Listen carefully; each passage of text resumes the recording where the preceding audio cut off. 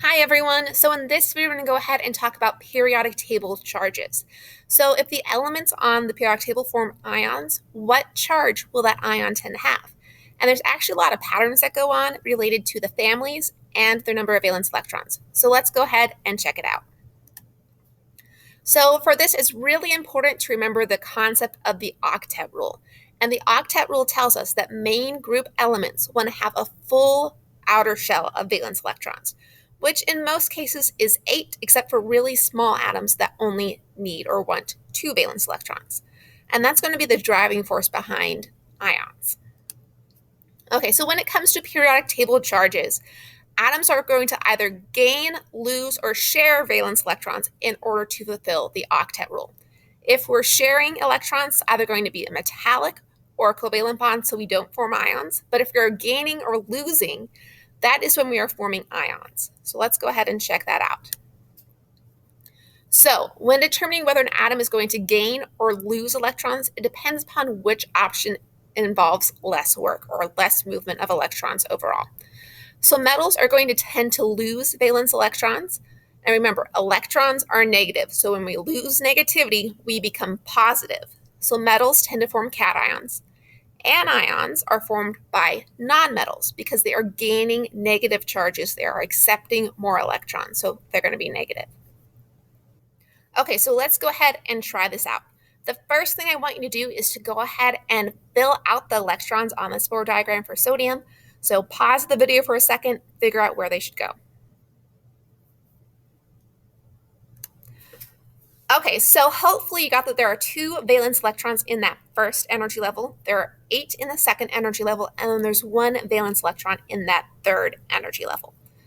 So sodium has 2 options. It can either gain electrons or lose electrons. So let's compare to see which one's a better choice.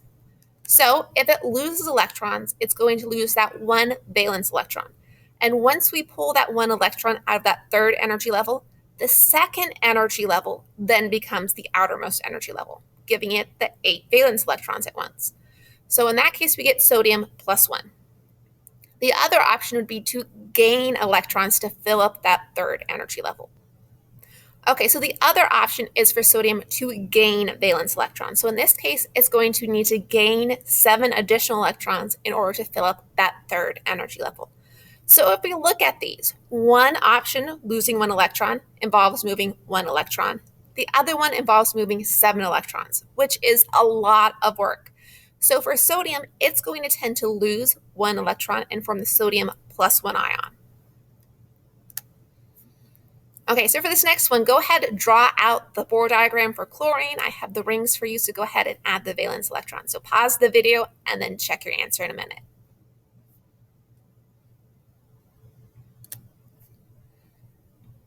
Okay, so hopefully what you got is something like this. So 2 electrons in the first ring, 8 in the second ring, and then 7 in the third ring.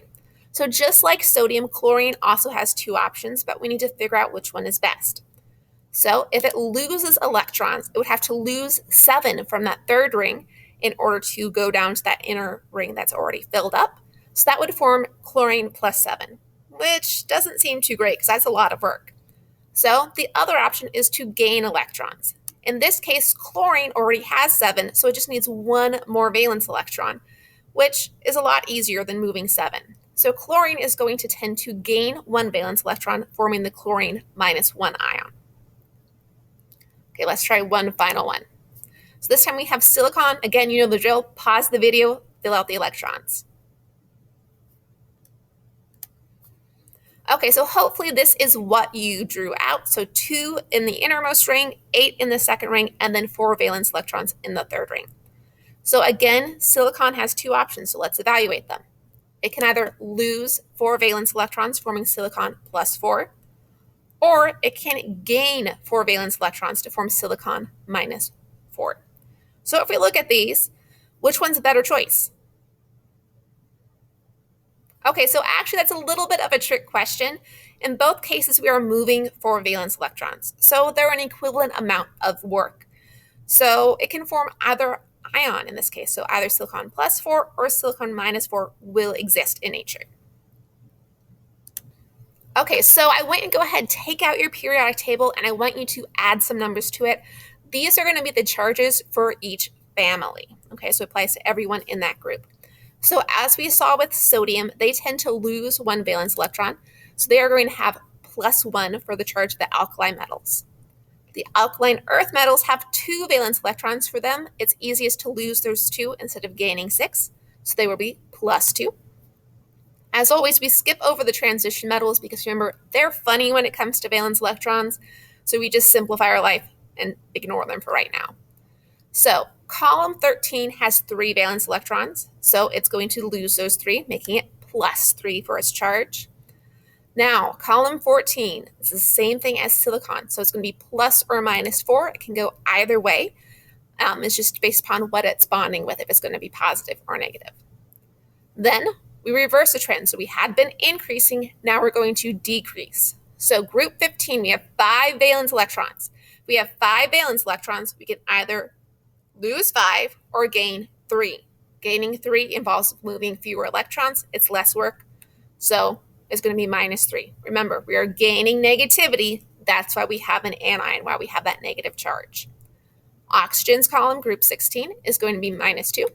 And then the halogens are going to be -1. Now, the noble gases, they have 0 for their charge, which should make sense because if you think about it, the noble gases have full outer energy levels. They don't want to gain or lose electrons. This is why they have such high ionization energies.